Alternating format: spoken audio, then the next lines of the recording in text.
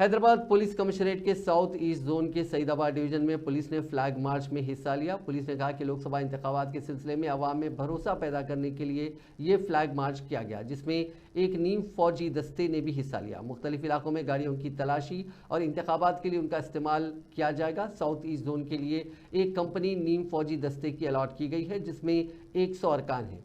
आने वाले दिनों में मजीद कंपनियां हैदराबाद आएंगी।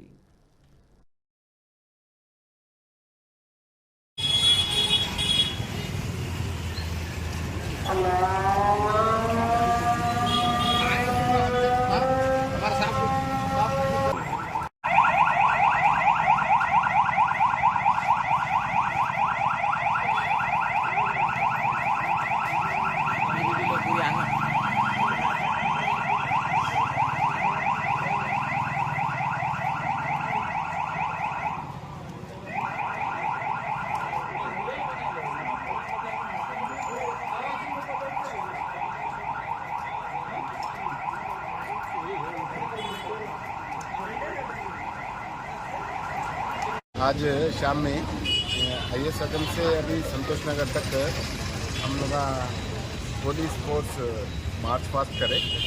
ये लोकसभा इलेक्शंस के सिलसिले में ये मार्च पास्ट करें। सीपी साहब के हुक्म से सीपी साहब ने हमारे को फोर्स भेजे। एक कंपनी आया ये विशाखापट्टनम से CISF का। हम लोग वो फोर्स से अभी लोकल फोर्स से पूरा ये मार्च पास्ट करें। ये मार्च पास्ट का एक ही